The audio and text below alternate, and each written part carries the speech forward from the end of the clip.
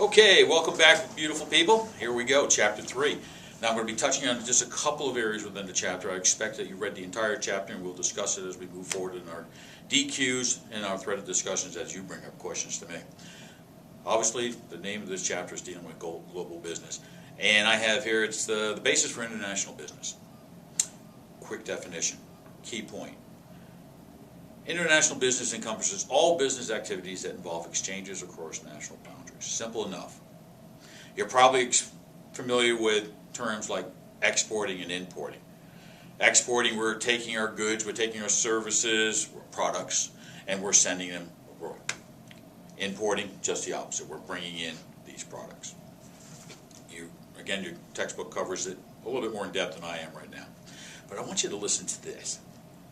This is a great quote from a great, in my opinion, a great man, JFK, John F. Kennedy. He stated, "We prefer world law in the age of self-determination to world war in the age of mass extermination.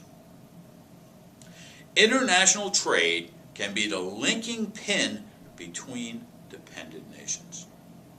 Listen to that last part again. Listen what John F. Kennedy said to us through the ages.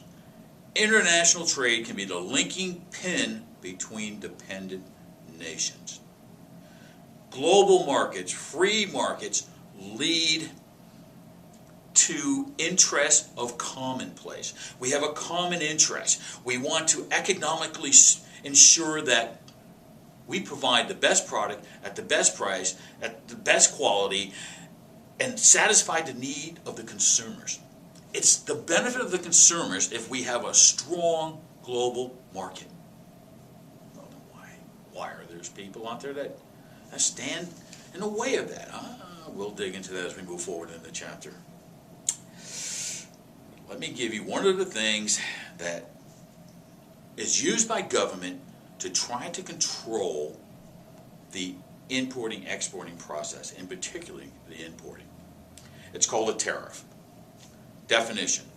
Perhaps the most commonly applied trade restriction is called a tariff. Now let me give you some of the different types of tariffs. There's a revenue tariff, which is imposed to generate income for the government. So they're putting a tax kind of on consumer goods and products that are coming into the country. And then there's protective tariffs. These are imposed to protect domestic industry from foreign competition.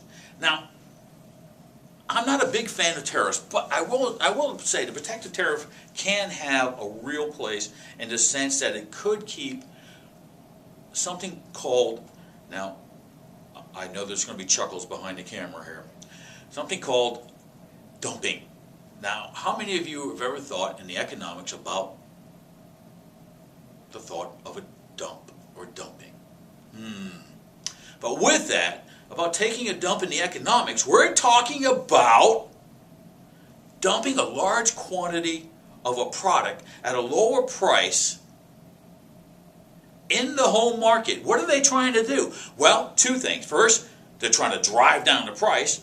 By driving down the price, it may put the home market businesses, the domestic businesses, right out of business, creating a monopoly for the business from outside.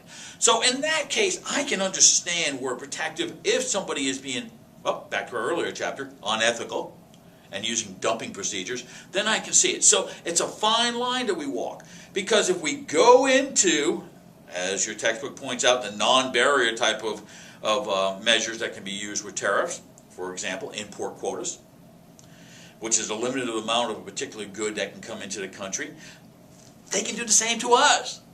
They being other nations. So it's a tit for tat. You've got to be very, very cautious. Now, one of my favorite agreements, which is in your chapter, which I have outlined here in my notes, is called NAFTA. NAFTA was being debated back in the early 1990s, and the political leaders of D.C., which it would be a political science class, and you would really enjoy that with me. But anyways, the political leaders, some were for, some were against. The one who was elected was against, the group that came in. They came in, and they saw this NAFTA thing, and they said, the economics are bad right now. This looks good. What is NAFTA? NAFTA is the North American Free Trade Agreement, which joined the United States with Canada and Mexico with the aspiration by 2009, because this is back in the early 1990s, by 2009 of having open and free trade across the borders. I don't know, maybe many of you that are behind the camera are young and you don't remember the 1990s. It led to an economic boom in this country. An absolute boom. And the people that were against it in D.C. were elected going, see how smart we were for going to it? Okay, so I love our D.C. folks.